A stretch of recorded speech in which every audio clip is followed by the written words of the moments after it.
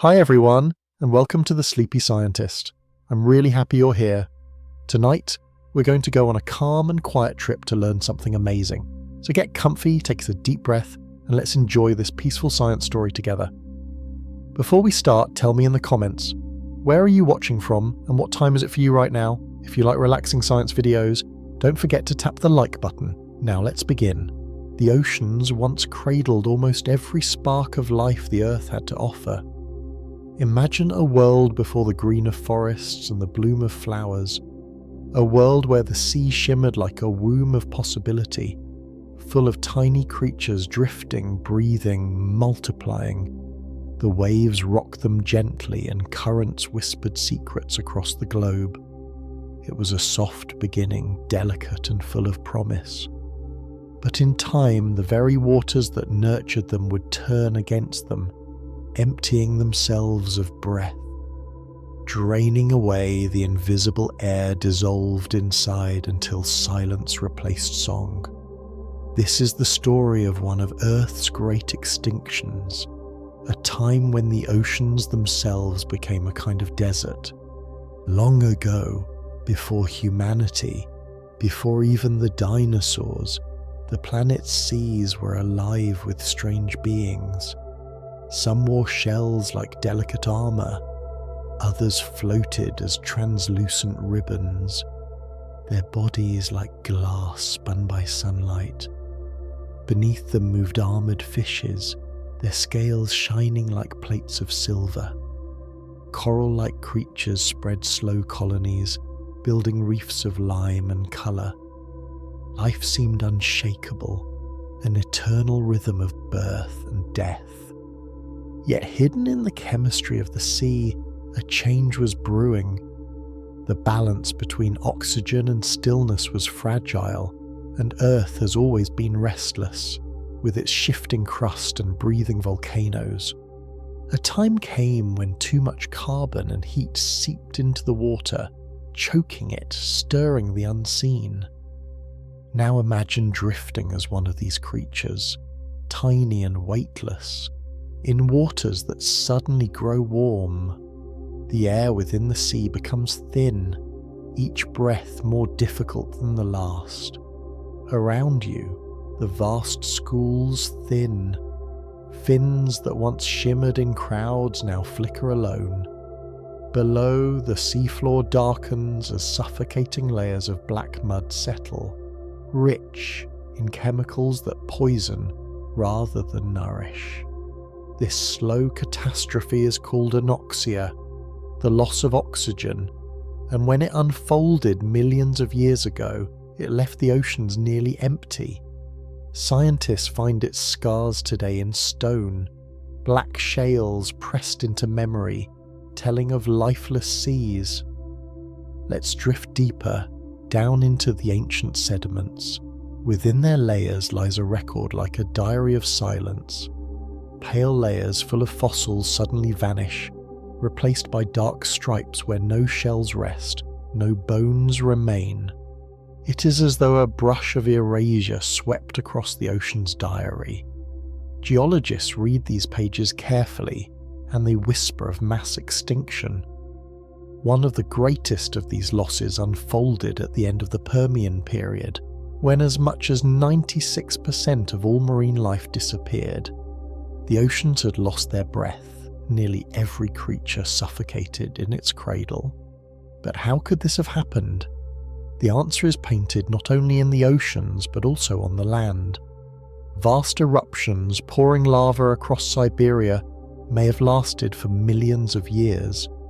Imagine fountains of fire, rivers of molten rock, and a sky thick with ash. Carbon dioxide surged into the air, wrapping the planet in warmth.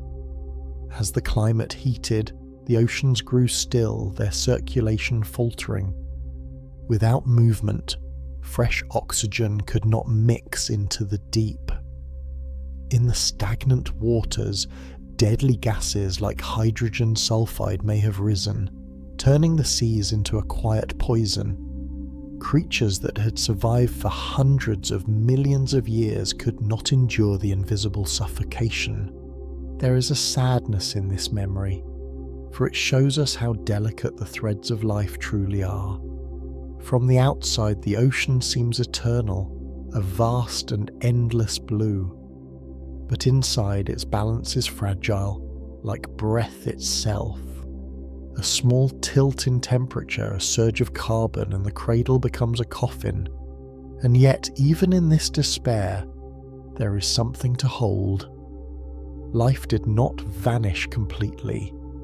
A few survivors clung on, small, hidden, patient. In the darkest waters, microbes continued their quiet work. On lonely reefs, a handful of species endured. In their survival lay the seed of renewal. You can almost feel the weight of this history when you look at the sea today.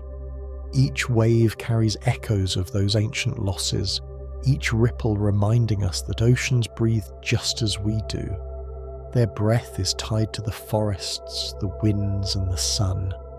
When one falters, the other feels the tremor.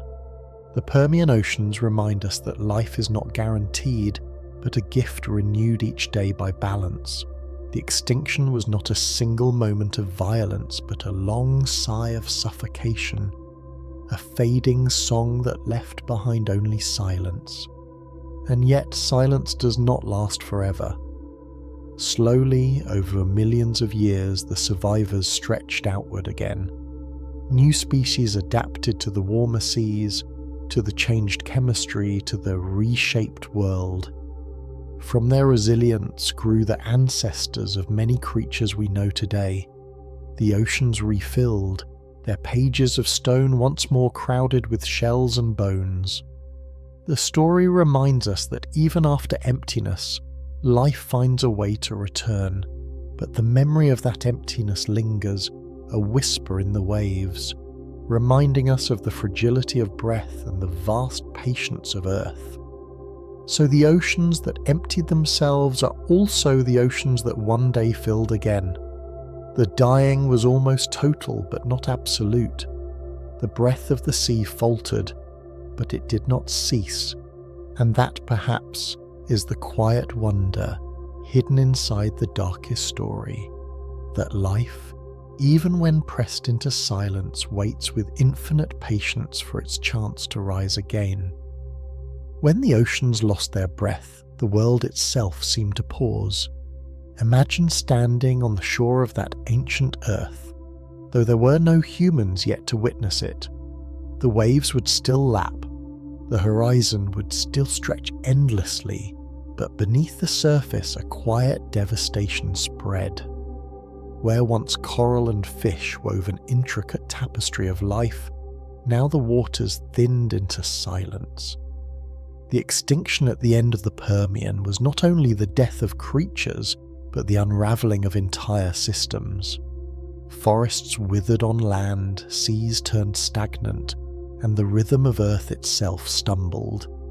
Scientists called it the Great Dying, for never before and never since has life fallen so low. To understand the depth of this loss, let us wander through the lives that were ended. There were trilobites, armoured wanderers of the seafloor, who had survived for hundreds of millions of years through storms and shifts of continents.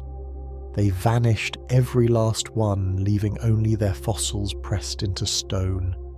Corals that built reefs like underwater cities crumbled into ruin. The great armoured fishes gasped their last in poisoned waters. It was as if entire worlds collapsed into ash and silence. On land, forests darkened and withered. Towering trees that had shaded swamps for eons fell away. Insects, once flourishing in variety, dwindled. Nearly everything that crawled, swam, or rooted was touched by death. What could erase so much? Scientists trace their fingers along stone, reading the signals left in carbon, sulfur, and ash. They find layers of volcanic rock spread across what was once Siberia, vast sheets of lava frozen in time. These were the Siberian traps, eruptions so immense they released not just rivers of fire, but an ocean of gas. carbon dioxide filled the air like a blanket trapping warmth. The Earth grew hotter by several degrees, and in that heat the ocean stalled. Without currents to stir them, without coolness to carry oxygen deep, the seas became lifeless. Hydrogen sulfide rose from below, green and deadly, suffocating anything that breathed. The air itself may have carried its poison, drifting across the land and sky. Let us linger with the forests, for they too tell part of the story. Plants breathe with the world, drawing in carbon and sending out oxygen. But when the balance tips, even plants can falter. In the Permian, warming climates dried once lush wetlands. Trees lost their hold. Fires swept the land, feeding on the dead, releasing yet more carbon. Ash fell into rivers and seas, choking them further. It was a cycle of despair, a feedback of fire and suffocation. The very lungs of the earth collapsed inward, unable to steady the balance. And so the extinction reached everywhere, from ocean depths to mountain forests, from reefs to rivers. Few places remained untouched.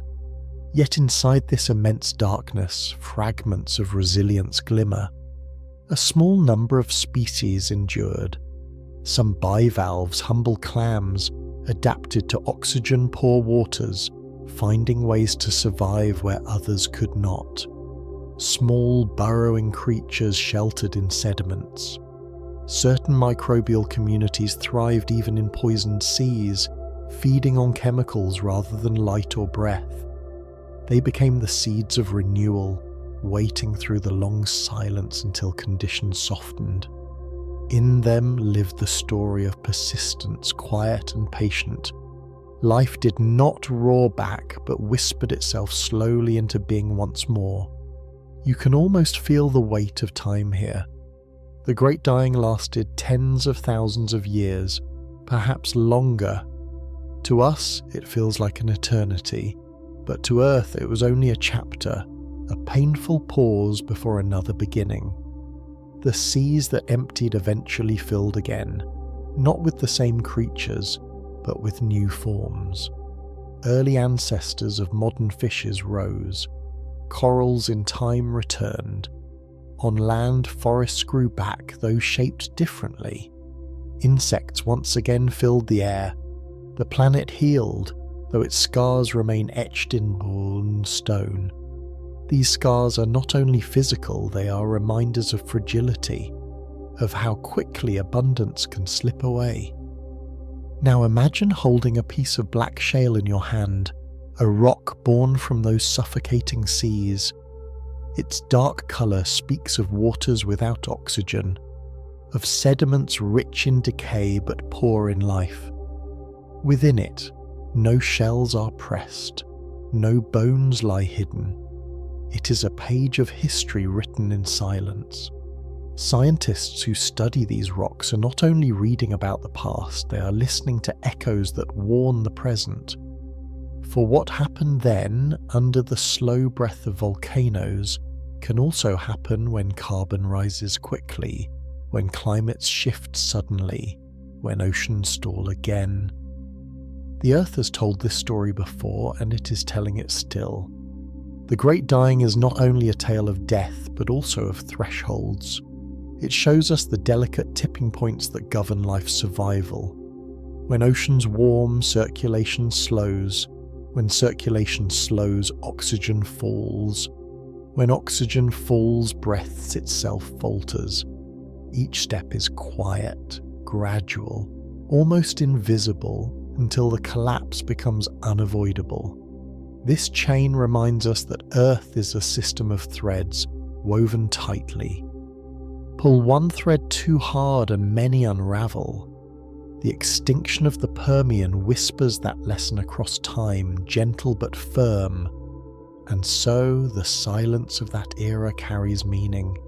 It is not meant to frighten, but to remind. Life has ended and begun again more than once. The oceans that once suffocated now teem with whales, with schools of silver fish, with reefs painted in colour. The forests that fell now echo with bird song and insect wings. The patience of earth is long and its cycles vast. Yet we too are part of this weave, breathing the same oxygen that once faltered, walking on land that once lay barren. The story of the oceans that emptied is not only ancient, it is part of the breath we take now. As the great dying unfolded, the earth was not destroyed, only reshaped. In the silence, the stage was cleared for new beginnings. The ancestors of dinosaurs would rise, and through them, eventually, mammals, and through them, us. Out of loss came the chance for something different, something unexpected. The oceans remind us that endings and beginnings are not separate things, but part of the same slow rhythm. Life's breath can stumble, but it does not vanish forever. It waits, it adapts, it dreams of another dawn. The story of the oceans that emptied themselves does not end with silence, but with the slow and tender return of breath. After the great dying, the earth was scarred and hollow. For millions of years, it was as though the world moved through a long convalescence, recovering its strength grain by grain, wave by wave. Imagine a sea that has forgotten how to sing. It lies still, its waters stained and heavy. Yet deep within, life clings on, small as dust, invisible as whispers. Microbes continue their unseen dance, exchanging chemicals, weaving faint threads of survival. They are not bright, they are not mighty, but they are persistent. And persistence, given time, becomes the root of all renewal. The first creatures to reappear in the wake of devastation were modest. Bivalves with their simple shells settled into the recovering sediments. They did not need much, only a thin line of nourishment, only a little patience. Small worms tunneled beneath the seabed, aerating the mud, helping to stir life back into the still waters. Coral cousins slowly tested the new seas, building fragile skeletons where once mighty reefs had stretched. Each return was cautious, like steps across ice, unsure but necessary. Life's strategy was not grandeur, but humility. From the smallest survivors rose the foundation of future abundance. On land, too, the story was one of quiet persistence. Forests, once reduced to ash and emptiness, began to sprout anew.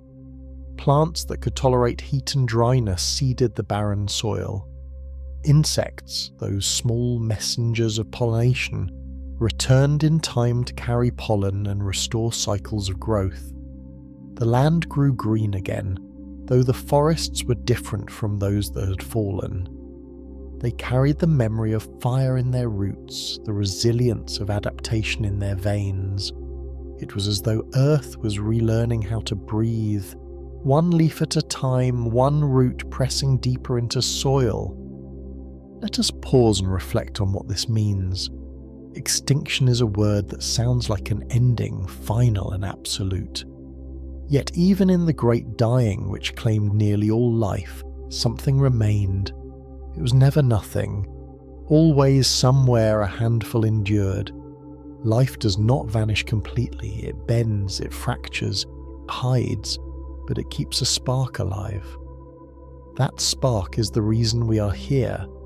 Had the oceans not filled again, had the survivors not persisted, there would be no birds in the air, no forests across the hills, no human voice to speak these words. The silence of the seas was deep, but it was not eternal. Out of that silence rose a chorus once more. Scientists today trace this recovery in the rocks. Fossil layers that were barren for millions of years begin to fill again with shells, with corals, with bones of new fishes. The dark shales give way to lighter stones, reeked with signs of oxygen's return. The chemistry of the oceans shifted back toward balance, slowly, stubbornly. Currents began to move again, oxygen returned to the depths, breath filled the seas once more. It was not quick, it took tens of millions of years, but in the patience of Earth, that time is a moment, a pause before the next chapter. Now imagine drifting across a Permian Sea after its healing, long after the silence. The waters are no longer stagnant, but gently stirred. Shoals of small fish ripple through the shallows, their scales flashing like light.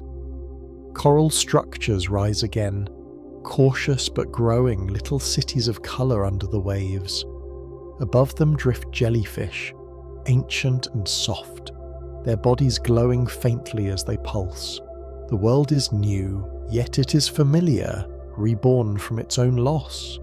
If you close your eyes, you can almost hear it. The sound of breath returning, the quiet chorus of life remembering itself. There is poetry in this cycle.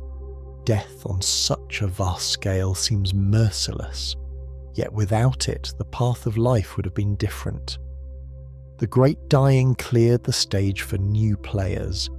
It ended the age of trilobites and ancient reefs, but it opened the way for dinosaurs, for mammals, for birds, and eventually for us. It is a paradox both somber and wondrous that nearly all life had to die for something else to begin. Earth teaches us that endings are often disguised beginnings, and that silence is sometimes the prelude to song. When we gaze at the oceans today, we see abundance, the flash of dolphins, the swirl of plankton, the drifting forests of kelp. But within those waves is a memory of stillness, of suffocation, of loss. The oceans remind us that breath is not guaranteed, that their vastness depends on delicate balances. They are patient but not unbreakable. The great dying is a whisper across time, urging gentleness, reminding us that life's weave can unravel if pulled too hard. Yet it also assures us of resilience, that even in the deepest silence, seeds of return wait quietly. And so the oceans that emptied themselves tell a story both tragic and tender. They teach us that life is fragile but also enduring, that silence can stretch for millions of years and yet still give way to renewal. They remind us that we too are part of this cycle, born from survivors, carried forward by resilience. Each breath we take is linked to theirs, to those who once gasped in dying seas, to those who endured in dark sediments. We are children of both the loss and the return. The story closes not with despair, but with awe. For even when 96% of life was gone, even when the seas were black and the forests ash, something small, something quiet held on. And from that quiet came all of this. The forests we walk in, the skies we breathe, the oceans we cherish. The oceans that emptied themselves became the oceans that carried life anew. Their silence became song again, and in their song we find not just history but hope. Fire has always been part of Earth's language. It is the spark in the core of the planet, the glow of molten rock that never rests. But there were times in history when fire did not whisper beneath the crust. It roared from the skies themselves. Imagine a world calm in its rhythm, forests swaying, seas glimmering, creatures moving through their daily patterns, unaware of what loomed above. And then, one day, the heavens cracked open. From far across the dark expanse of space, a stone as vast as a mountain rushed toward Earth. It burned as it fell, tearing the air until it struck with a force no creature could withstand. This is the story of when fire fell from the sky. and with it came the second great ending. The impact that marked the close of the Cretaceous period is one of the most dramatic events in Earth's history. The dinosaurs who had walked the land for more than 150 million years met their sudden séance here.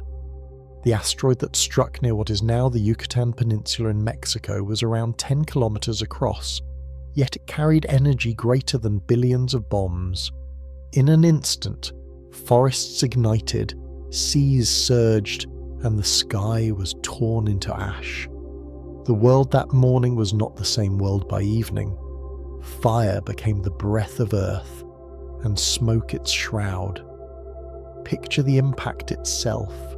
A blinding flash, hotter than the surface of the sun, carved a crater more than 100 miles wide. Rocks melted, seas boiled, and shockwaves raced outward at unimaginable speeds. The forests nearby were leveled instantly, flattened by winds stronger than any storm. Dust, vapor, and fragments of Earth itself shot into the atmosphere, rising higher than the tallest mountains. Within hours, the planet was wrapped in a cloak of smoke and stone dust. Fire rained from the sky, sparked by molten fragments. Entire continents glowed in flames. Forests consumed before they could even fall.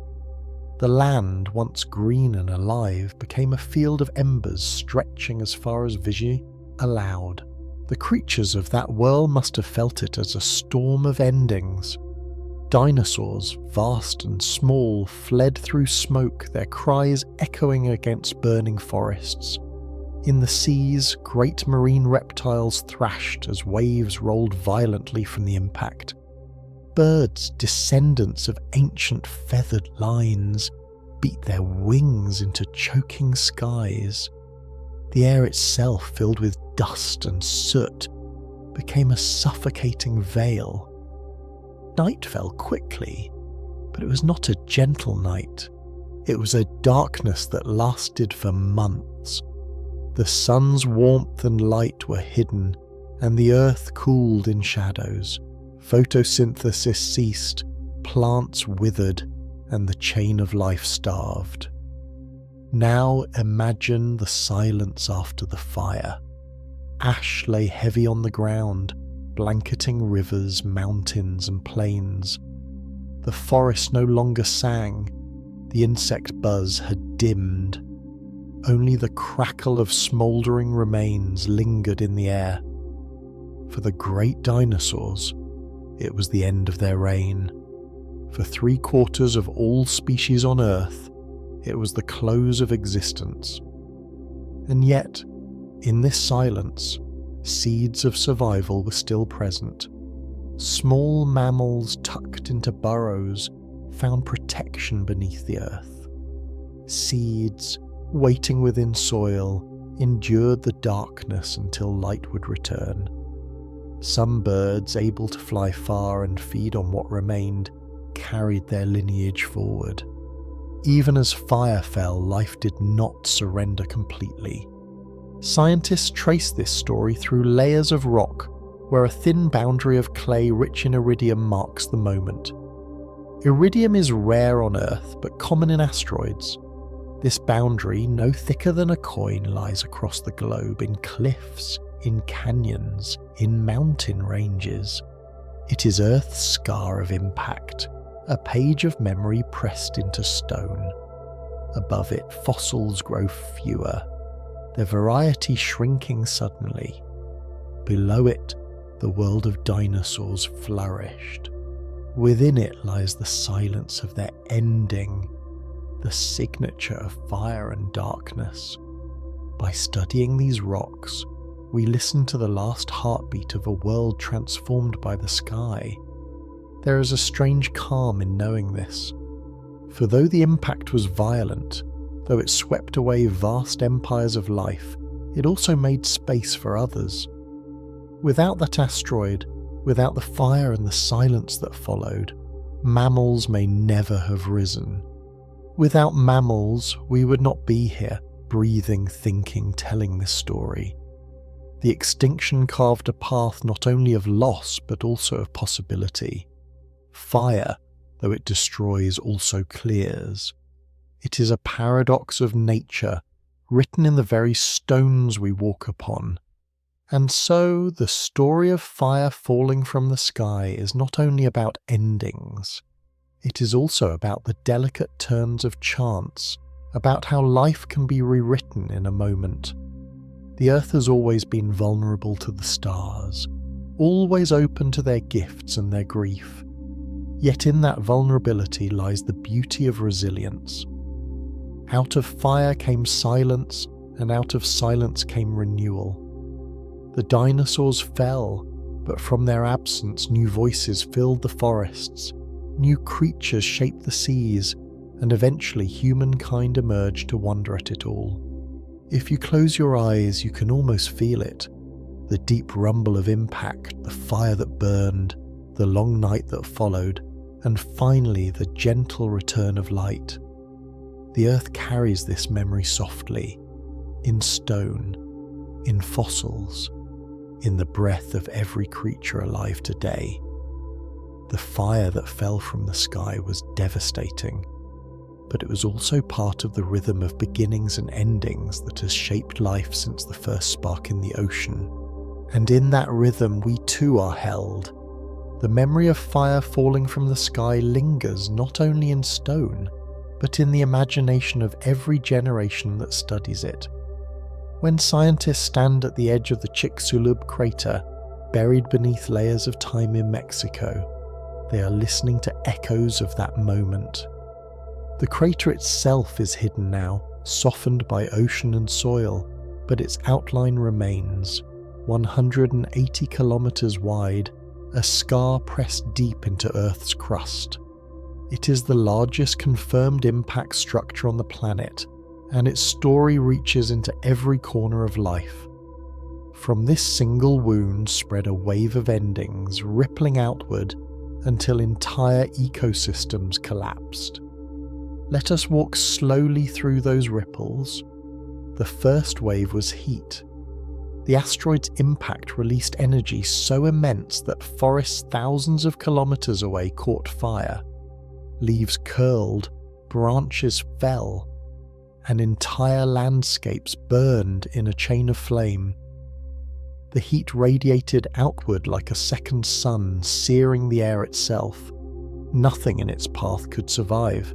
The second wave was wind. Shockwaves tore across continents, flattening trees, lifting seas into tsunamis that raced toward distant shores. Imagine standing on a coast thousands of kilometers away and watching the water draw back, then rise higher than mountains, crashing down with fury. Even in places untouched by the blast itself, the earth trembled with its force. The third wave was darkness. Soot, dust, and droplets of molten rock filled the atmosphere, circling the globe. Within days, the blue of the sky was gone, replaced by a thick and choking haze. The sun dimmed to a faint disk, its warmth barely reaching the ground. The darkness did not lift in weeks or months, but lingered for years. Without sunlight, plants could not photosynthesize. Leaves withered, roots starved, forests fell quiet. The food chain unraveled. Herbivores died first, starved of vegetation. Carnivores followed with nothing left to hunt. Even the seas, rich in plankton and algae, dimmed into silence. The darkness of the sky became the darkness of life itself. Now imagine the perspective of a small mammal, no larger than a mouse, scurrying through the ashes. It had lived in the shadows of dinosaurs for millions of years, surviving in burrows, feeding on insects, seeds, and roots. For the first time, the giants that had dominated the earth were gone. The forests were scorched, but the burrows still offered shelter. Seeds protected in soil still carried life. Insects, always adaptable, endured even through the famine. For the small, the quiet and the hidden, survival was possible. These humble creatures became the unlikely heirs of a fallen world, carrying forward the thread of life that would one day lead to us. The earth in the aftermath of the impact was both silent and restless. Silent because so many voices had ended. Restless because the planet itself still trembled with change. The atmosphere, heavy with carbon dioxide from fires and gases, began to warm after its long chill. Rains fell, acidic from the chemicals in the sky, wearing down stone and soil. Rivers carried ash to the seas, altering their chemistry. The extinction was not only an instant event, it was a drawn-out process, a cascade of struggles unfolding over thousands of years. For creatures that survived the first shock, the challenges did not end. They endured famine, poisoned skies, and shifting climates before stability returned. And yet life persisted. Ferns were among the first plants to return, carpeting the land with their soft green fronds. Scientists call this the fern spike, a sudden dominance of ferns in the fossil record just after the impact. Ferns are pioneers of disturbed land, able to spread quickly where others cannot. Their spores floated easily through the air, settling on ash-covered ground, sprouting wherever a little moisture lingered.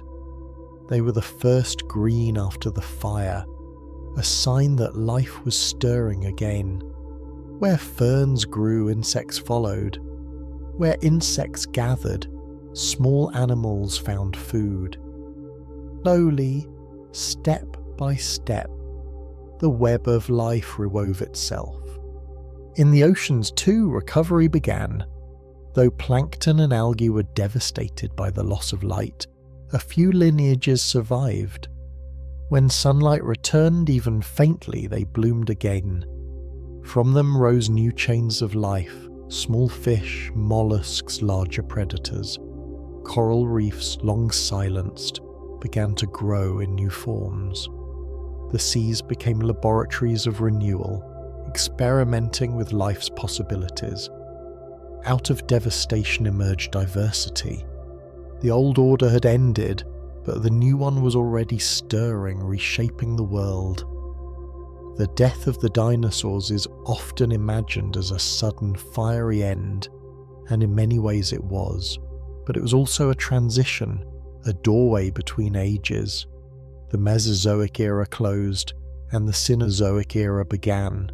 Mammals, once small and hidden, expanded into spaces left empty. They grew larger, more varied, more adventurous. Birds too flourished, spreading into niches once held by flying reptiles. The earth, wounded though it was, offered opportunity. Extinction, harsh as it seems, is also the soil in which new beginnings take root. There is something humbling in this cycle.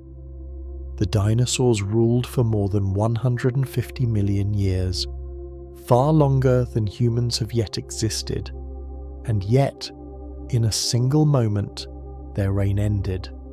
They left behind only fossils, only echoes in stone, and the small feathered line that became birds. Their story is a reminder that no dominance is eternal, no creature beyond the reach of change.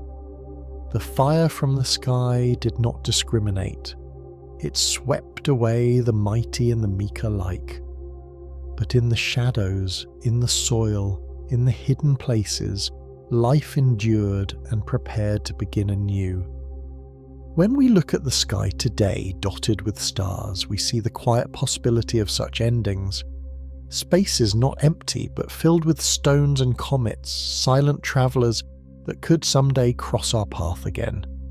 The Earth has always lived with this vulnerability, yet it has also always lived with resilience. The story of fire falling from the sky is not one of hopelessness, but one of survival and renewal. It is a reminder that even in the darkest night, even when the sky itself turns against life, something remains, and from that something the world can be remade. The story of when fire fell from the sky closes not with destruction, but with the quiet, patient rhythm of renewal. After the fires burned out and the darkness began to lift, Earth entered a long period of recovery. It was not quick. For years the air still held dust.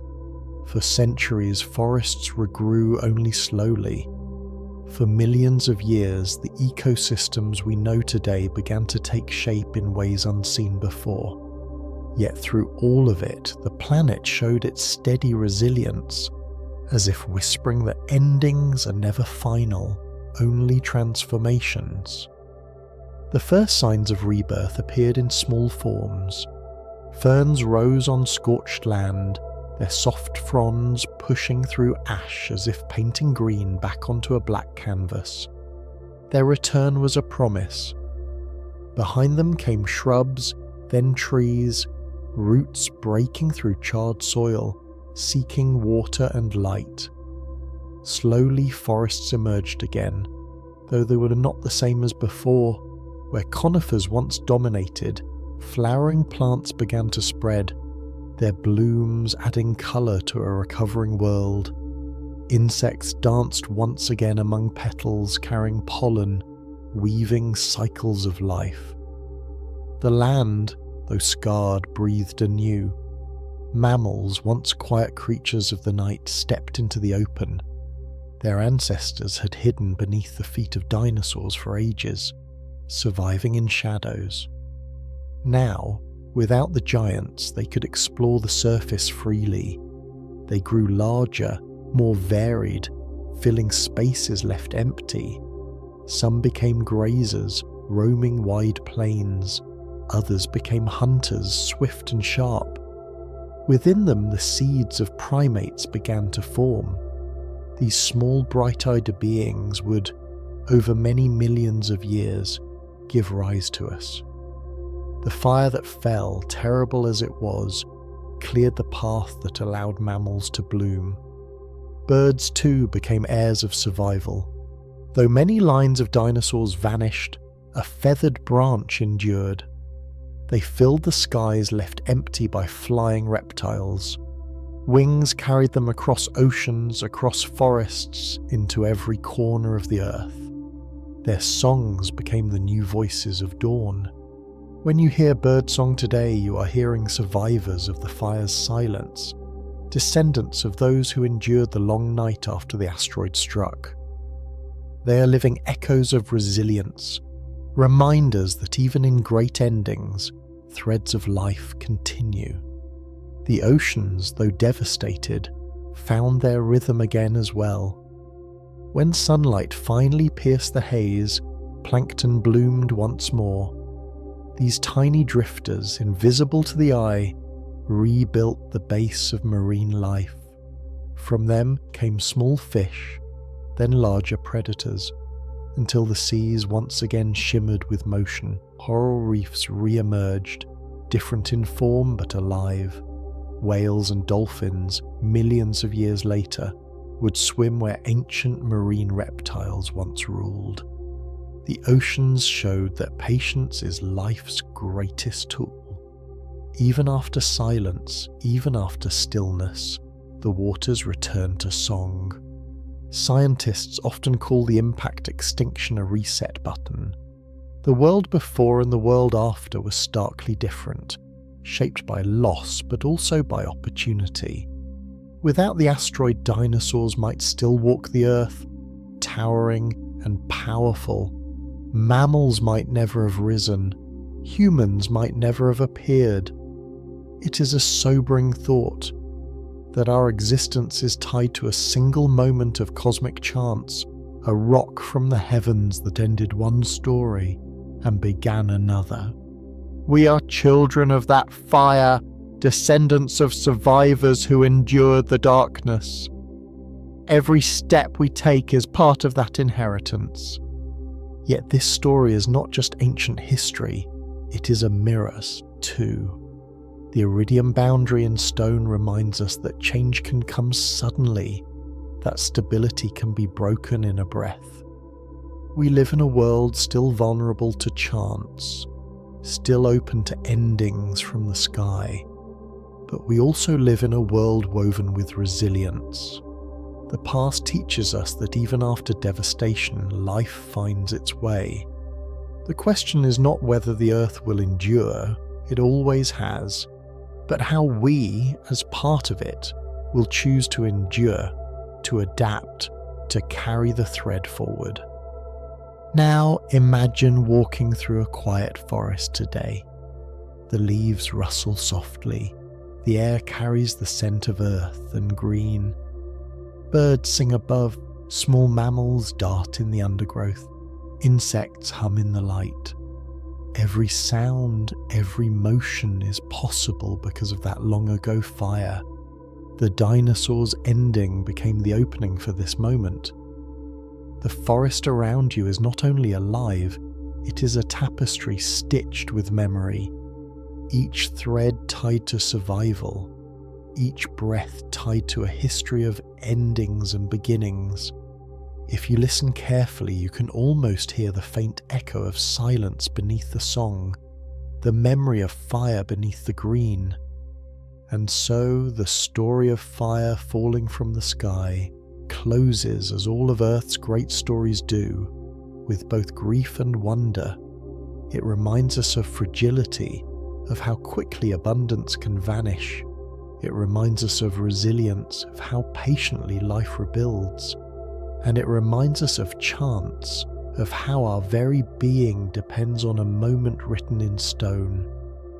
The fire ended the reign of the dinosaurs, but from their ashes rose birds, forests, mammals, and eventually humankind. The silence became song again, the darkness light, the emptiness filled with new life. When you look at the stars tonight, remember that they are not only lights in the sky, they are also reminders. Among them drift rocks like the one that struck before, but among them also lies the possibility of wonder, of beginnings we cannot yet imagine. Fire may fall again someday, as it has before. If it does, the earth will change again, and life will write another chapter. That is the rhythm of this planet, the poetry of survival. Within that rhythm we are only one verse, fragile but shining, carrying forward the memory of fire and the promise of renewal. There was once a time when the forests of earth stretched in endless green, their canopies thick as woven blankets, their roots drinking from rivers that shimmered like silver veins. These forests held a chorus of life, strange amphibians, insects with wings wider than hands, and towering trees that seemed to scrape the sky. It was a world alive with sound and motion, a breathing cathedral of wood and leaf. But deep in the turning of time, silence descended upon these forests. The trees fell, the insects dwindled, the air itself shifted, and the song of the green world faded. This is the story of the third great dying, when the forests fell silent. It began quietly, as endings often do. At the close of the Devonian period more than 350 million years ago, Earth's surface was being reshaped by plants themselves. For the first time in history, vast forests had spread across continents. Their roots broke stone into soil, their leaves shaded rivers, and their fallen trunks fed the earth with layers of carbon. But with this greening came transformation. Plants drank deeply of carbon dioxide, drawing it from the air and locking it into their bodies. As they fell and were buried, carbon was hidden away. The air thinned of carbon, and the world cooled. The balance shifted, and life, sensitive as a flame in wind, began to falter. Imagine a river valley in that time. Towering lycophytes rose like pillars, their bark rough and scaled. Insects buzzed above the ferns, some enormous, their wings glinting in light. Amphibians, the first pioneers of land vertebrates, crept along the muddy banks, hunting smaller prey. It was a world both lush and strange, a preview of the worlds to come. Yet in this flourishing lay the seeds of collapse, the cooling climate, the changing chemistry of rivers and seas, placed burdens on creatures unprepared for such shifts. Species that had thrived for millions of years suddenly found their world altered, their breath short, their food scarce. The Devonian seas too were changing. As forests grew on land, their roots sent nutrients flooding into rivers. These nutrients poured into the oceans, fueling blooms of algae. At first, the seas swelled with life, but when the algae died, they sank, their decay consuming oxygen. Vast stretches of the ocean became anoxic, dead zones where nothing larger could survive. Fish, trilobites, corals, all gasped in waters robbed of breath. The reefs, once bustling with creatures, collapsed into ruin. For the second time in Earth's history, the oceans fell silent, their song muffled by suffocation. On land, amphibians were caught in the collapse. They had only just begun their great journey, leaving the waters to explore forests and swamps. But the instability of climate, the loss of habitats, and the decline of food chains made their survival precarious. Many early lineages vanished. Only a handful of pioneers endured, ancestors of the amphibians we see today. The forests that had promised abundance now became arenas of scarcity, their silence echoing across the continents. Scientists trace this extinction in the layers of rock. They see shifts in carbon levels, sudden drops in oxygen, the vanishing of fossil reefs. They find evidence of glaciations, times when ice spread across the poles, shrinking seas and cooling lands. The Devonian was not one single extinction, but a series of crises pulsing like waves over millions of years. Each wave chipped away at life until 3/4 of marine species and many land dwellers were gone. The forests that once sang with abundance were left quiet, their canopy thinned, their diversity broken. Yet within this silence, resilience remained. Some plants adapted to the shifting climate, their seeds more durable, their forms more flexible. Some fishes evolved new ways to breathe, leading toward the lineages that would become modern vertebrates. The extinction was not only a culling, but also a shaping. It cleared the path for new ecosystems, new creatures, new songs of life. The silence of the forests was deep, but it was not eternal. In time, the green returned, and with it the voices of insects, amphibians, and eventually reptiles. Close your eyes and imagine standing in those ancient forests just before the silence. You would hear the rustle of giant leaves, the croak of amphibians, the hum of insects, the splash of rivers moving towards seas. And then, slowly, that sound would fade. Trees would fall, their trunks rotting where once they stood proud. The rivers would cloud with silt, the seas would lose their breath, and the chorus would dissolve into stillness. The silence would last for millions of years. But beneath the soil, seeds would wait. Beneath the waters, survivors would endure.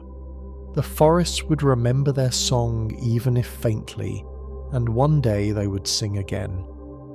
The long silence after the forest died was not an empty pause, but a time of hidden transformations. When the green canopy thinned, when the rivers slowed their song, the earth was rewriting itself in quiet and patient ways. The Devonian extinction, spread across millions of years, is sometimes called the Age of Fishes, undone, for the seas that once flourished with strange armoured creatures became graveyards of bone and shell. Yet in that unravelling, the seeds of new futures were being planted, though none could see them at the time. Let us drift into the seas of that era, where coral reefs once stretched like underwater cities. For hundreds of millions of years, stromatoporoids and tabulate corals had built vast reef systems, rivaling the Great Barrier Reef of today. Their colonies supported a living maze of trilobites, brachiopods and fish of many forms. But as oxygen dwindled and nutrients swelled, those reefs crumbled. The corals vanished almost completely, their long dynasty coming to an end. In their absence, the oceans looked barren, stripped of shelter, stripped of colour. The fall of the reefs was not only the death of coral, but the loss of entire ecosystems, a collapse that echoed across every current. Above the seafloor swam fishes strange to us now, placoderms, armoured in heavy plates, were the lords of the Devonian seas. Some grew as long as buses, with jaws lined in bone rather than teeth. Yet their reign ended here. The extinction took them, every lineage, leaving not one to swim forward into the future. They were replaced slowly by other fishes, sharks, ray-finned fishes, and lobe-finned fishes. From those lobe fins, struggling to breathe in oxygen-poor waters, came adaptations that would one day walk onto land as amphibians, reptiles, and eventually mammals. So even as the seas lost their kings, they were quietly preparing heirs who would write the next chapters. On land, forests changed as well. The great lycophyte trees, with their tall, narrow trunks, began to decline. They had once formed vast swampy forests, feeding the atmosphere with oxygen and laying down layers of carbon that would harden into coal. But the shifting climate, the lowering of carbon dioxide, and the spread of ice across the poles strained them. Many lineages vanished. Yet in their place, plants with seeds began to rise.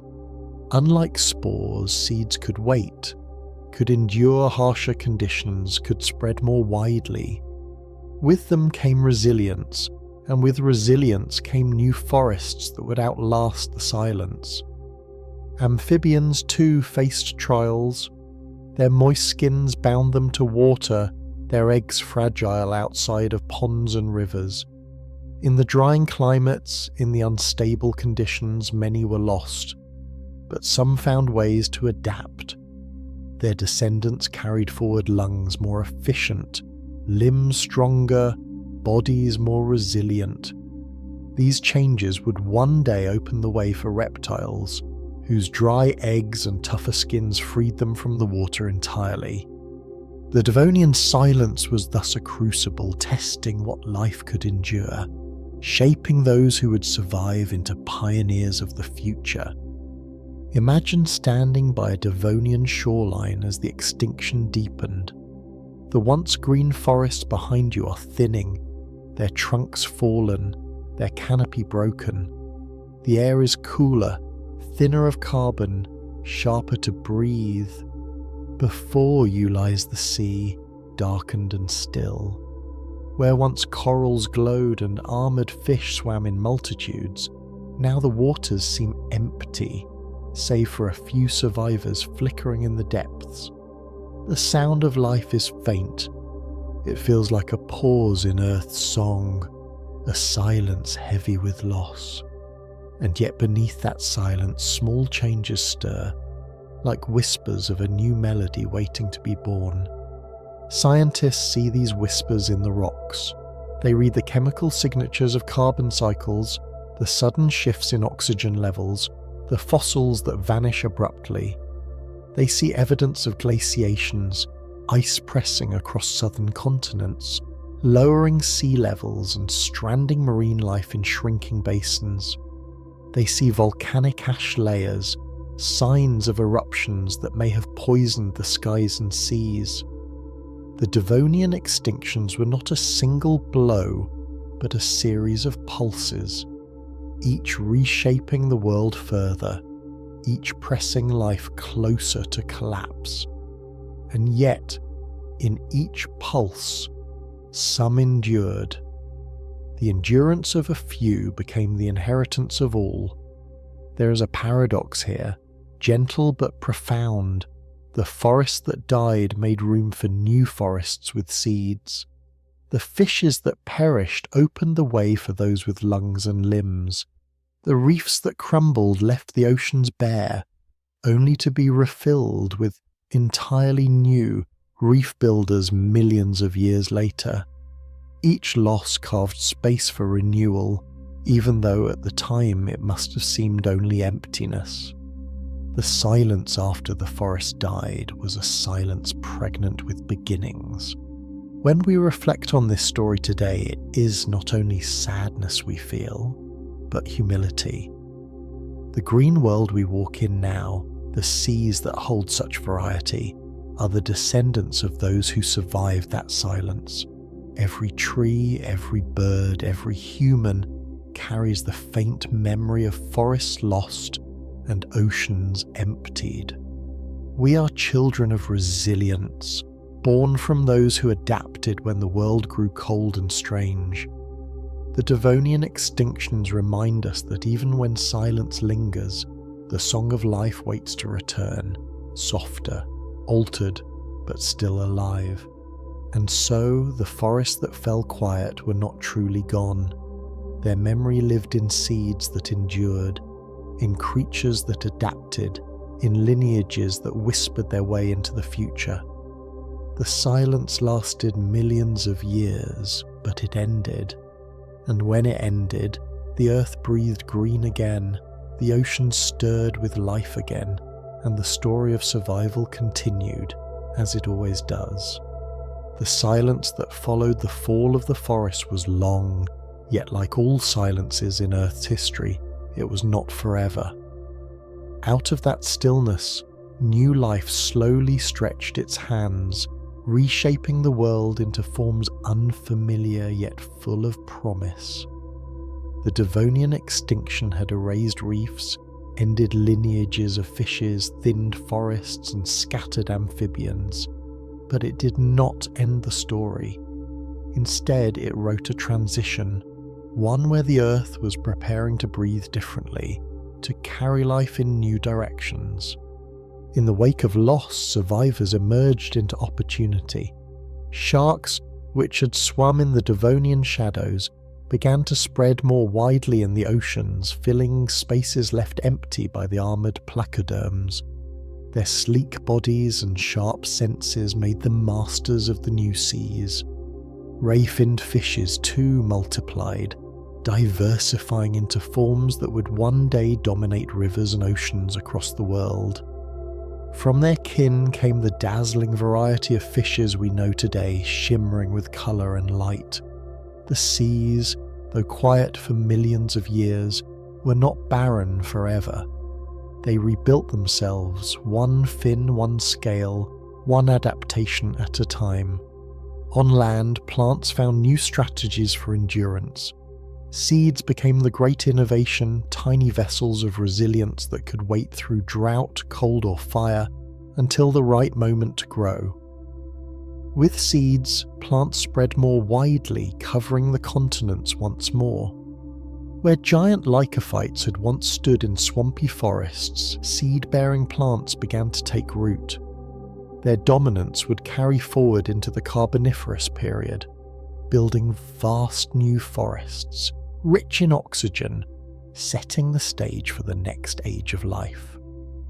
The silence of the Devonian had given them space to rise. Amphibians, though diminished, clung to survival. Some lineages evolved sturdier limbs, stronger lungs, and thicker skins. In their persistence lay the possibility of reptiles who would inherit the land with greater freedom.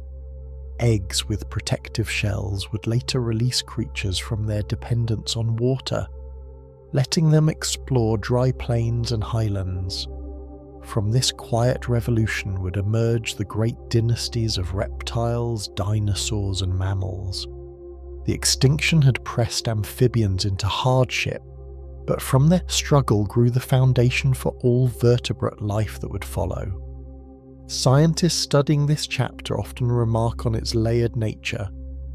Unlike the sudden impact that ended the dinosaurs, or the suffocating blow of the Permian, the Devonian extinctions were slow, spread across millions of years. They were waves of loss and recovery, cycles of faltering and endurance.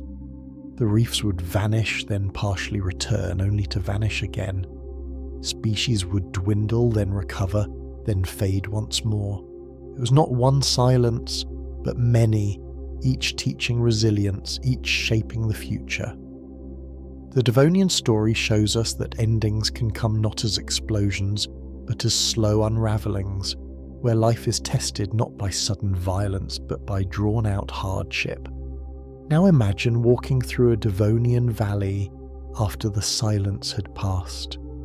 New forests rise, their canopies smaller, their roots firm in soil. Insects buzz again, their wings carrying glints of light. Amphibians crawl among the reeds, cautious but enduring. In the streams, fishes dart, leaner and sharper than before, testing the waters of renewal. The land is not as it once was, but it breathes again. The silence has ended, replaced by a quieter song, but a song nonetheless. The earth, though scarred, has remembered its rhythm. There is a gentle lesson in this recovery. The forests that fell taught life how to endure with seeds. The fishes that vanished taught life to breathe with lungs. The reefs that crumbled gave way to new builders, who would one day create reefs of dazzling coral. The Devonian silence was not an erasure, but a transformation, a passage from one kind of earth to another.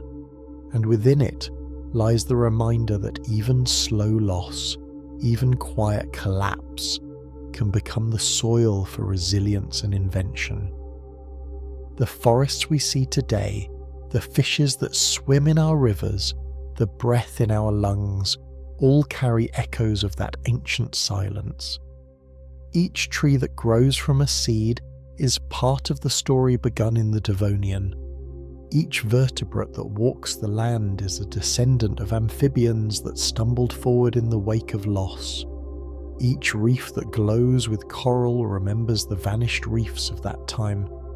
The silence after the forest died still speaks, not in words, but in the persistence of life that followed. And so the story closes with a kind of quiet hope. The silence was deep, but it was not endless. The forests that fell gave way to forests stronger, more enduring. The seas that suffocated birthed new creatures, new rulers of the waves. The amphibians that faltered opened the way for reptiles and mammals. The Devonian extinction reminds us that even in the longest silence, life waits. It breathes softly, hidden, patient, until the moment to return. When it does, it sings again. Not the same song as before, but a new one, woven with the memory of what was lost and the promise of what is to come. There are winters in the history of Earth that are not marked by seasons but by ages, winters that lingered for years, pressing cold and shadow across the globe. One such winter followed the fall of the great eruptions that marked the end of the Triassic period, when ash and gas from deep within the earth rose into the sky and veiled the sun. It was not a gentle snow or a fleeting frost, but a long silence of chill and dimness.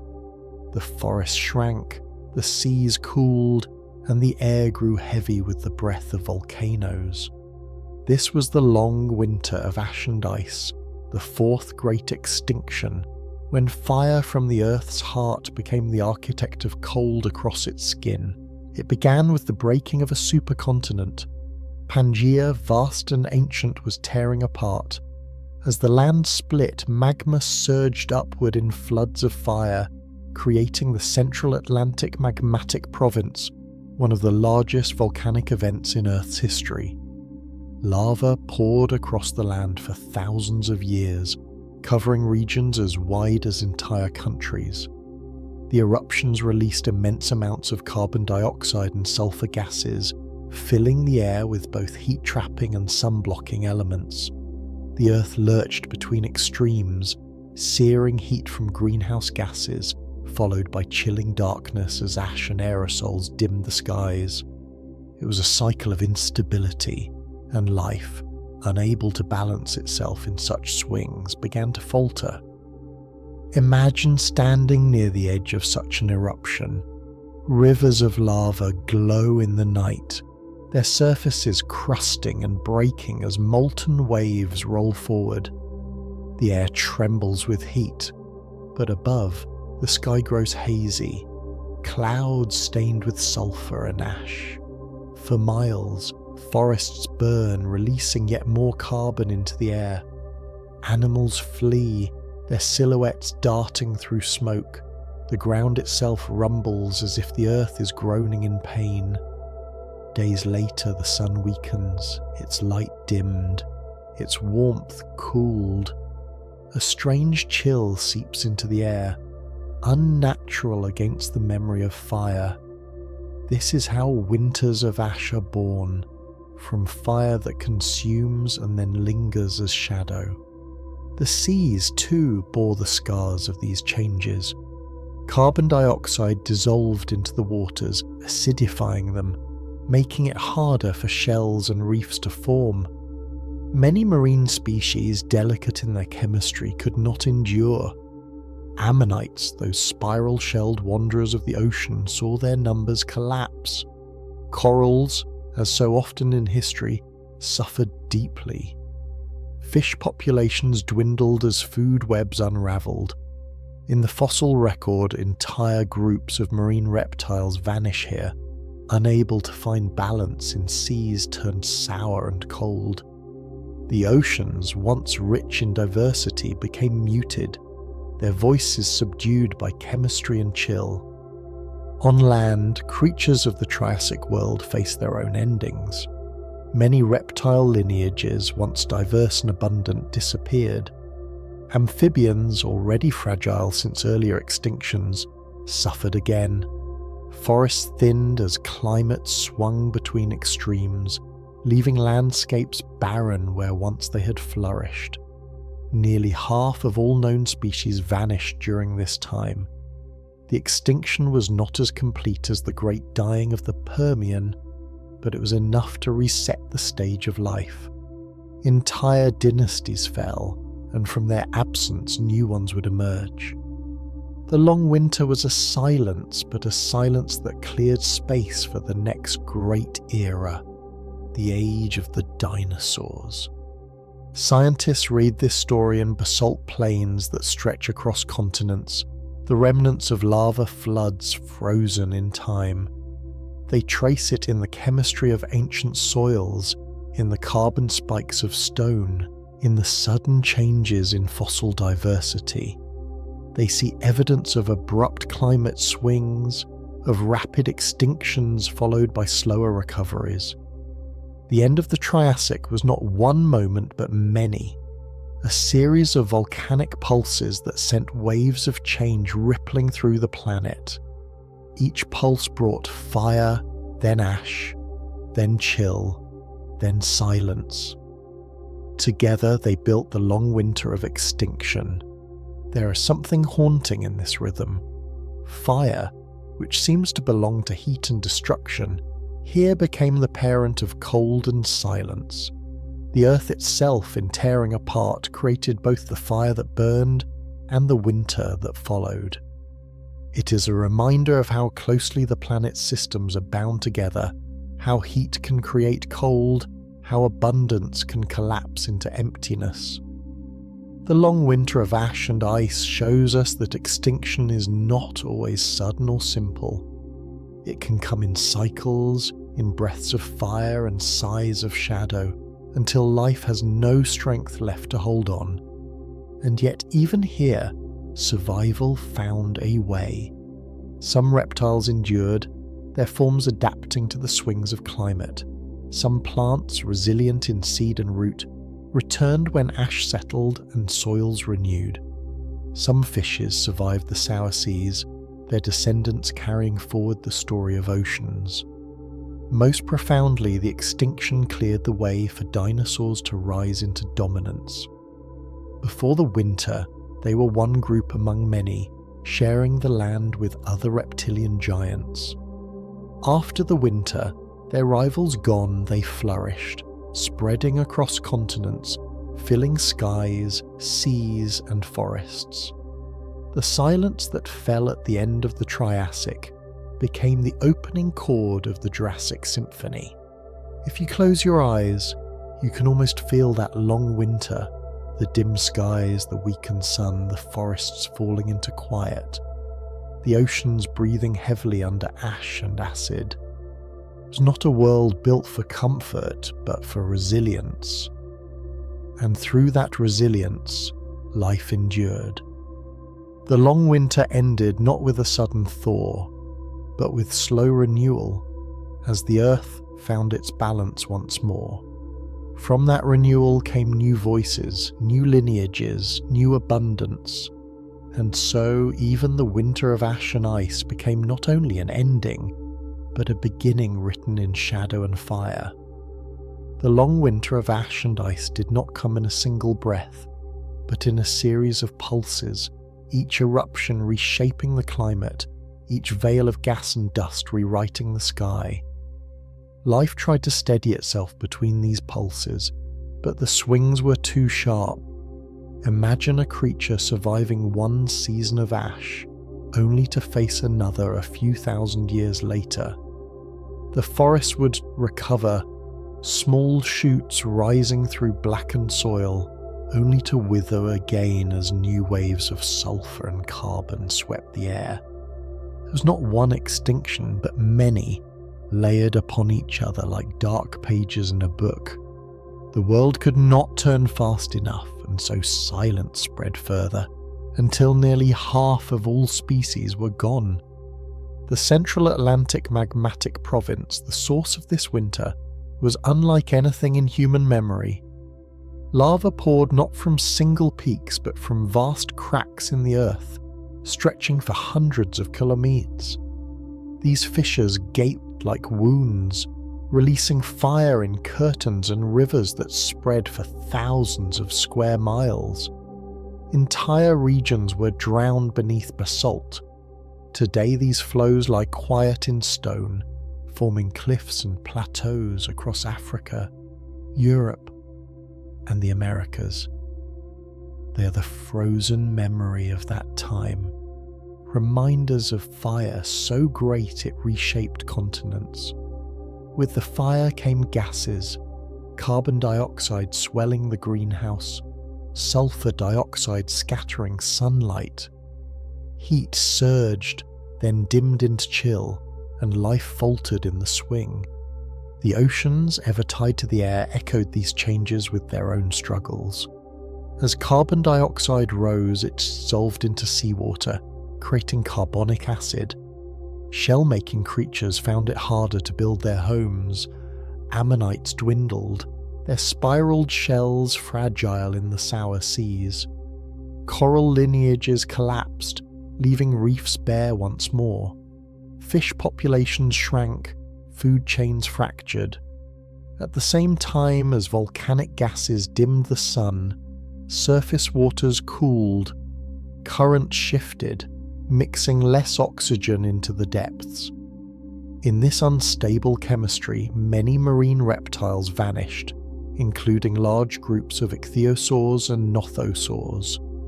The seas, which had once been full of reptilian hunters, fell into a quieter, emptier state. On land, reptiles faced a reckoning of their own. During the Triassic, they had blossomed into many forms, crocodile-like hunters, brawling herbivores, armoured giants, But in the long winter, many vanished. Climate swings shrank their habitats, starved their food sources, or poisoned their breath with ash-filled skies. Amphibians, fragile as always, suffered deeply, their soft skins unable to resist the changes. Forests shrank, opening plains of ash and bare soil. Insects dwindled with the loss of plants. The world felt hollow, its voices muted, its rhythm slowed. In this silence, however, dinosaurs endured. Once only one group among many, they carried traits that allowed them to rise. Strong legs, efficient lungs, flexible diets. When their rivals fell, they stepped into the space left behind. It is here that the paradox of extinction appears again. The long winter ended many dynasties, but it also cleared a path. Dinosaurs who had shared the Triassic world in modest numbers now spread across continents. They grew larger, more varied, filling niches once held by others. Some became swift predators, others long-necked giants, others armoured wanderers. Their rise defined the next 135 million years. The ash and ice that silenced so many voices made room for theirs to echo. Extinction, harsh as it is, often reshapes the stage for those who remain. From silence comes a new song, never the same, but always persistent. Scientists trace this story not only in rocks, but in time itself. Radiometric dating shows that the great lava flows match closely with the fossil record of loss.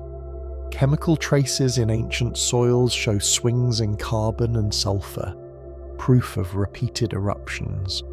Fossil layers reveal sudden disappearances, species present in one stratum gone in the next, entire groups erased. The evidence builds like a quiet chorus, each detail telling us of winters long past. The Triassic ended not with a single stroke but with a drawn-out struggle, a fading of light and warmth that pressed life to its limits. Imagine the Earth during those centuries of winter. Days dimmer than dusk, nights colder than memory, forests bare, branches skeletal against a pale sky, rivers sluggish, their waters heavy with ash, seas still, their surfaces calm but their depth suffocating. The creatures that moved through this world did so slowly, cautiously, each day a test of endurance. And yet some endured. Seeds buried in soil waited for warmth. Small reptiles huddled in burrows. Marine creatures found refuge in shallows less poisoned than the deep. Even in shadow, life looked for light, and eventually the veil began to thin. When the eruptions finally subsided, when the gases cleared, the sun returned with steady warmth. Slowly, forests began to spread again. Rivers carried nutrients into seas, awakening new blooms of plankton. Survivors multiplied, their descendants filling the empty niches. The world that emerged was not the same as the one that had fallen. It was a new stage, shaped by absence, defined by resilience. Dinosaurs rose to prominence, birds took their first steps toward flight. Mammals remained small but steady, awaiting their future. The long winter of ash and ice ended not with despair, but with renewal, the quiet strength of life refusing to fade. And so the silence after the Triassic became the dawn of the Jurassic. From shadows rose giants, from emptiness came abundance. The earth had once more tested its children, and once more some had endured. Their endurance became the inheritance of all who followed, including us. The long winter teaches us that even fire and frost together cannot erase life's will to continue. It bends, it breaks, but it endures. And in that endurance lies the gentle assurance that even after silence, even after shadow, the earth always remembers how to sing again. The long winter of ash and ice closed slowly, like a heavy curtain lifting inch by inch. It did not end with a single moment of sunlight, but with the gradual return of warmth, the gradual spread of green, the gradual stirring of seas. For millions of years, the earth had moved between fire and frost, choking gases and dim skies. Now, as the eruptions waned and the skies cleared, the planet took a deep breath once more. In that breath lay the beginning of a new age, born from the silence of extinction and the patience of survival. Forests were the first to speak again. From blackened soils, seeds sprouted, cautious and small at first, but growing stronger as warmth returned. Conifers spread their green needles across the land, forming vast new forests where bare ash plains had stood. Cycads with their thick trunks and palm-like crowns rose beside them. Ferns filled the undergrowth, carpeting the earth in green. Together, these plants rebuilt the canopy, weaving shade, shelter, and food.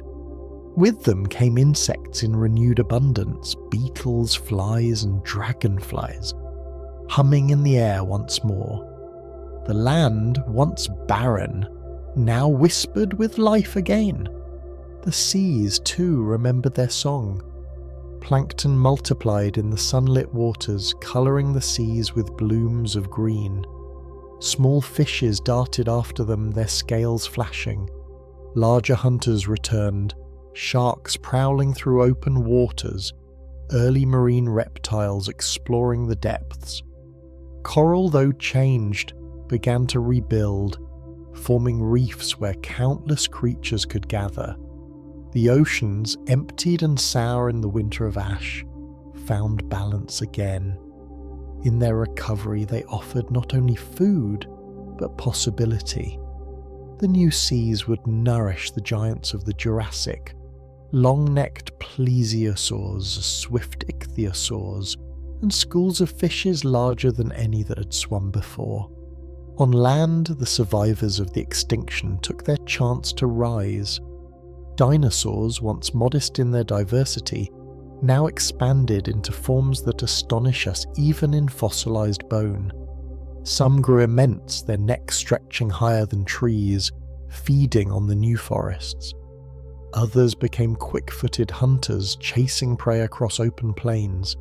Some armoured themselves with plates and spikes, while others shrank into nimble insect hunters. Their lungs, more efficient than those of other reptiles, helped them endure the unstable climates and flourish when others could not. In the silence left by fallen lineages, dinosaurs found their voice, and that voice would echo for over 100 million years. Mammals, though still small, also endured. Hidden in burrows and shadows, they fed on insects, seeds, and roots.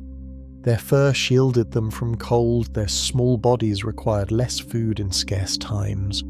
They were not yet the rulers of the world, but they carried resilience in their blood, patience in their survival. Their story would not rise fully until another extinction much later, but even here in the long winter's recovery, they held their ground, waiting for their time. Their endurance reminds us that greatness often begins in quiet persistence, in surviving when others cannot. Scientists who study this recovery see it as both fragile and astonishing. Fossil layers after the Triassic show sudden increases in diversity, as if the Earth itself exhaled into abundance. Where once fossils were few, they become many. Where once groups vanished, new ones appear. The chemistry of soils and seas stabilizes. Oxygen levels rise and climates balance. The scars remain, basalt plains, lost lineages, gaps in ecosystems, but life does not dwell in scars. It grows over them, through them, weaving resilience into the very fabric of the world. The long winter, harsh as it was, became fertile ground for new beginnings. Imagine standing in a Jurassic Valley not long after this recovery. Conifers tower above, their branches swaying in soft wind. Cycads spread wide, their leaves catching the light. Ferns brush your ankles as you walk. Insects hum, birds, the earliest of their kind, flutter between branches. And in the distance a herd of dinosaurs moves slowly across the land, their long necks swaying, their tails sweeping the ground. The silence of the Triassic winter is gone, replaced by the chorus of a thriving world. It is a reminder that even the deepest winters end, even the longest silences give way to song. The lesson of this story is both humbling and comforting. The long winter of ash and ice reminds us that Earth is not static. It shifts, it burns, it freezes, it silences, but it also heals. Extinction clears, but it also prepares. Fire destroys, but it also creates soil rich with minerals. Ash dims, but it also nourishes when it falls to earth. From destruction, creation waits. From silence, sound returns. Life bends, but does not break. In that resilience lies the quiet strength of our planet, the thread that has carried every creature, every tree, every breath to this moment. And so the story closes softly. The long winter ended, and in its ending, life began anew. Dinosaurs rose to dominance, forests stretched wide, oceans sang again, and the earth carried on. The memory of ash and ice remains in stone, in fossils, in the patterns of survival written into DNA. But the greater memory is one of renewal, that even when skies grow dim and forests fall, the earth remembers how to breathe, and life remembers how to rise. It is a story of patience, of resilience, of hope woven into the very cycles of our planet. And it whispers to us still, no silence is forever, no winter unending, no ending without its hidden beginning. There are moments in Earth's history when the world seems to end, only to begin again in forms no one could have imagined. After each great dying, after each silence of forests, seas or skies, life has found a way to return. The fifth story is not of collapse alone, but of recovery, of how life learned to begin again. It is the tale of resilience etched into stone, of survival written into DNA, of patience stretched across millions of years. For though 96% of life has died, though skies have grown dark and oceans empty, never once has the thread of existence been broken completely. Always something endures. Imagine the first dawn after one of Earth's great extinctions, the air still heavy with ash, the seas still quiet with loss, the forests bare and skeletal. Yet within the soil, seeds wait. In burrows, small creatures stir. In shallows, tiny microbes continue their endless labour. Life never vanishes entirely. It folds itself inward, hides in corners, softens into whispers, and waits for the chance to grow again. This quiet persistence is the true secret of Earth. Not the grandeur of dinosaurs, not the abundance of reefs, but the resilience of what is small, hidden, and humble. The survivors of extinction are often those least expected. After the Permian collapse, tiny bivalves clung to the seafloor, their shells fragile but enduring. Microbes thrived in poisonous waters, weaving energy from chemicals that would kill other beings. After the asteroid that ended the dinosaurs, burrowing mammals, no larger than rats, endured in the dark, feeding on seeds and insects. Birds, fragile as they seem, carried the line of feathered dinosaurs into the future. Ferns with their spores drifting easily on the wind recolonized bare landscapes. The pattern is clear. Those that endure are often not the mighty but the modest, those who bend rather than break. In this lies a paradox. Extinctions clear the stage, removing the dominant, the powerful, the numerous, but in doing so they make room for the overlooked. After the forest fell silent, seed plants rose. After the armoured fish disappeared, sharks and ray-finned fishes spread. After the long winter of ash, dinosaurs found space to flourish. After the fire from the sky ended their reign, mammals rose to prominence. Each ending has been a beginning, not because destruction is kind, but because life is patient.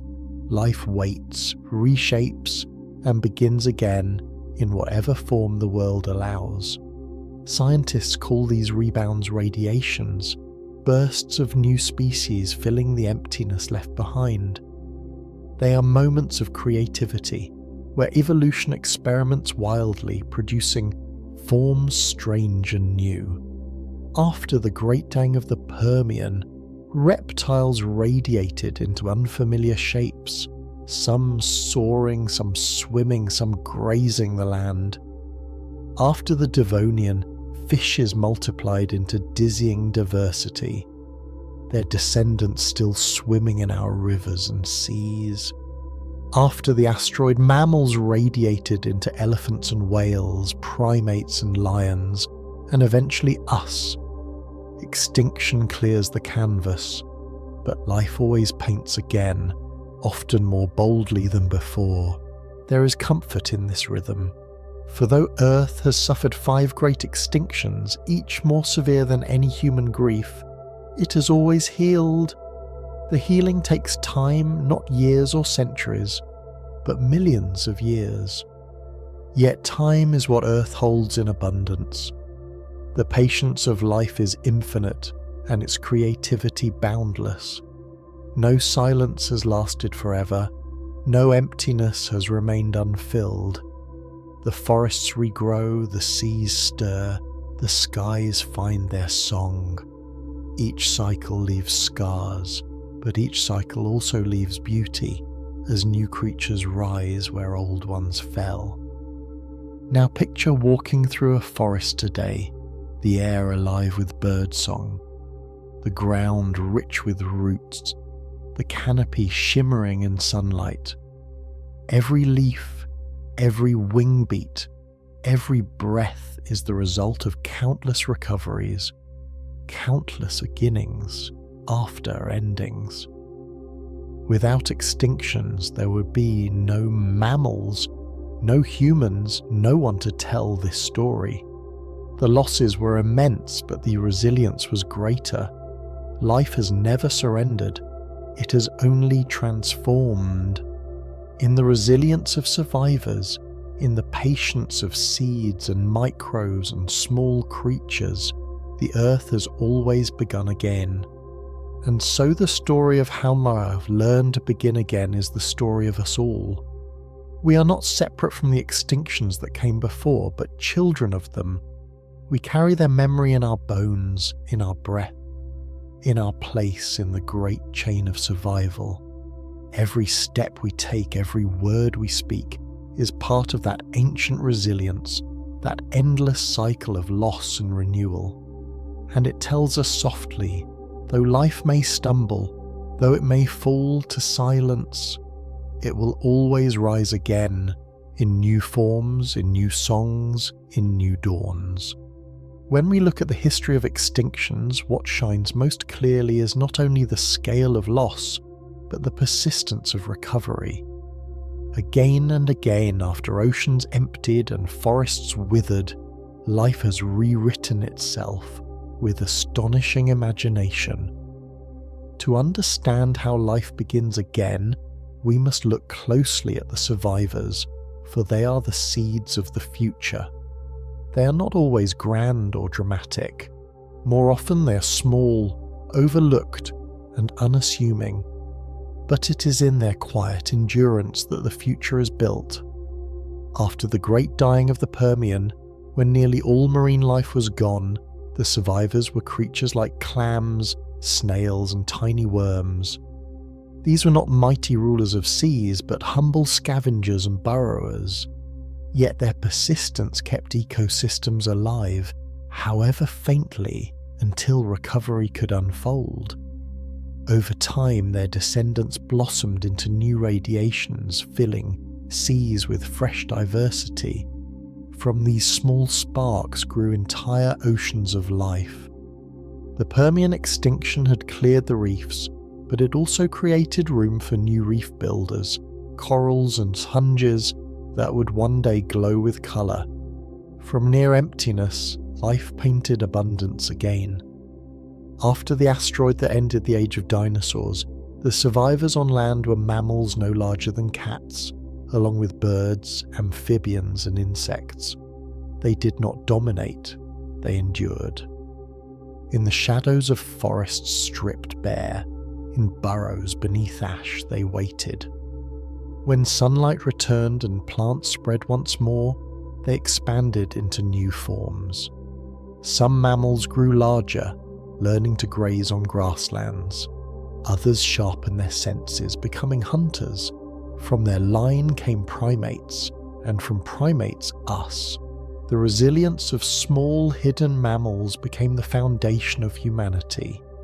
Without their survival, our story would never have been written. There is a pattern here that feels almost like poetry. Extinctions strike hardest at the dominant. The great reptiles, the vast forests, the ruling fishes, but those who endure are often those adapted to the margins, those with simple needs and quiet habits. Microbes that thrive on chemicals rather than light, plants that scatter spores into the wind, insects that feed on whatever remains. These are the architects of resilience. They remind us that life's strength lies not only in grandeur, but in humility. To bend and endure is often a greater power than to rule and collapse. Scientists describe the rebounds after extinctions as adaptive radiations, moments when evolution speeds forward, experimenting with shapes, sizes, and ways of life. After the Devonian extinctions, fishes diversified into astonishing forms. Sharks with new teeth, ray-finned fishes that would later shine in rivers, lobe-finned fishes whose descendants would walk the land. After the Triassic winter of ash and ice, dinosaurs radiated into giants, predators, and feathered flyers. After the asteroid, mammals spread into whales, bats, elephants, and humans. Each extinction was followed not by stillness but by creativity, as if life pressed by silence answered with song. Imagine the earth in the early days of one of these recoveries. The land still scarred, the seas still pale, but small shoots rising through soil, small fins flickering in shallow waters. Not look like abundance, but like persistence, a thin thread holding on. And yet, within that thread is infinite potential. From a seed comes a forest. From a burrower comes a dynasty. From a microbe comes an entire chain of life. Recovery is never immediate, never easy, but it is certain. Life always answers silence with growth. What is striking too is that each recovery brings a world different from the one before. The Devonian reefs never returned in their old form. They were replaced by new reef builders. The forests that grew after the Carboniferous extinctions were not the same as those that fell. The world after the dinosaurs was not a continuation of the Mesozoic, but the beginning of something entirely new, the Cenozoic, the age of mammals. Extinction is not a reset that restores what was lost. It is a rewriting, a turning of the page. What returns is always different, shaped by the survivors and the scars. And so we learn that beginnings are woven into endings. The collapse of one era is the doorway to another. This does not erase the grief of loss, species gone forever, worlds vanished into stone, but it does reveal the resilience of the Earth. Life is not fragile in the way we imagine. It is fragile in moments, but unbreakable in the whole. Its forms may fall, but its thread endures, twisting into shapes no one can predict. In that endurance lies hope, not only for the past but for our own uncertain future. When you walk through a meadow today, when you listen to birdsong or watch fish flicker in a stream, you are seeing not only life but resilience. Every creature alive carries the memory of extinctions past, the strength of survivors who endured winters of ash, seas without oxygen, skies without sunlight. Every leaf, every feather, every breath is proof that life has learned, again and again, how to begin. And it tells us gently that no silence is final, no ending complete. So long as one seed waits, one creature breathes, one thread remains, the earth will always find a way back into song. The story of how life learned to begin again is not a tale of triumph in a single moment, but of persistence stretched across vast spans of time. After each extinction, the world was not reborn quickly. It took millions of years for forests to regrow, millions more for oceans to bloom with colour again. And yet, in every case, the silence ended. Life does not vanish completely. It bends, hides, and waits. What begins again is never the same as what was lost, but it is life nonetheless, carrying forward the ancient thread unbroken. Consider the great dying at the end of the Permian, the darkest of all extinctions. For millions of years afterward, the earth seemed barren. The seas were still, the land stripped, yet slowly survivors spread. Microbes filled poisoned waters, drawing energy from chemicals. Tiny clams and snails multiplied on the seafloor. On land, hardy plants pushed roots into soil, and small reptiles carried their lineages forward. From this sparse beginning grew new dynasties. Archosaurs, the ancestors of crocodiles and dinosaurs, began to expand. Their success was possible only because the old rulers were gone. The silence gave them room to rise. After the asteroid that ended the dinosaurs, the world seemed empty once more. The forests were scorched, the skies dim, the seas quiet. Yet even there, in that emptiness, recovery began. Ferns blanketed the ground, their spores drifting on the wind. Mammals, once confined to shadows, spread into open spaces. Birds took to the skies, filling them with song again. Within a few million years, ecosystems flourished in new patterns. Whales swam in oceans where marine reptiles had vanished. Elephants roamed plains where dinosaurs once thundered. Primates with bright eyes and nimble hands began the long journey that would lead to us. From silence came voices never heard before. What these stories reveal is that extinction is both an ending and a teacher. It shows that dominance is never permanent, that even the mightiest can fall. Trilobites, once unshakable, disappeared. Armoured fishes, once lords of the seas, vanished.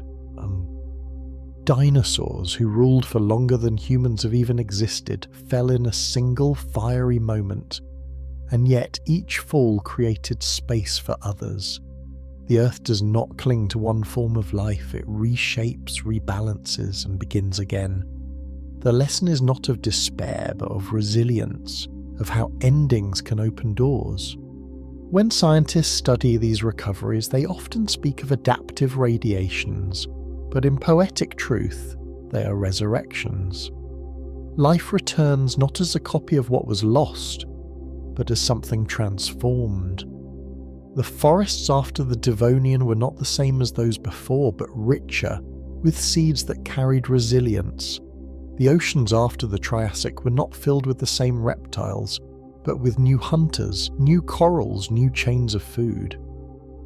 The world after the asteroid was not ruled by reptiles, but by mammals and birds. Each slants became the soil of invention, each loss the spark of creativity. Now picture yourself standing on the shore of a recovering Earth. The sea before you is quiet but alive, plankton floating, small fish darting. Behind you, forests are young but spreading, their leaves tender and green. Insects hum, birds call, mammals scurry. It is not the world that was lost, but a new one. You can almost hear the whisper of the past beneath the present, a reminder of what once was, but also a promise of what is still to come. Life does not repeat its chapters, it writes new ones, each shaped by memory but filled with surprise. This cycle of ending and beginning is not only ancient, it is ongoing. The earth has always changed, and life has always responded. We too are part of this rhythm. Our breath, our bones, our very presence are the result of countless survivals, countless renewals. We are children of extinctions, descendants of survivors who endured silence and shadow. The resilience that carried them carries us. It tells us that even in darkness, even in uncertainty, life finds a way. It is a comfort, a reminder that silence never lasts forever. The story of beginnings after endings is, in the end, a story of hope. Though 96% of life has died, though forests have fallen, seas have esteered, and skies have darkened, life has never surrendered. It has always begun again, patient, persistent, humble, and creative. The forests we walk in, the oceans we sail, the skies we breathe, all are proof of this resilience. Every leaf, every wave, every bird is part of the Earth's endless cycle of renewal. And as we look ahead, uncertain of what changes may come, we can carry this truth gently. No matter the silence, no matter the loss, life remembers how to rise. So let the story close with this thought. Endings are not final. They are pauses, thresholds, transitions. From them, new beginnings always grow. The earth has shown this again and again, through ash and ice, through fire and shadow. We live because life has learned how to begin again, and it will continue to learn as long as the earth turns and the sun shines. This is the quiet promise of our planet, that no silence is forever, and that from every ending a new dawn will always come.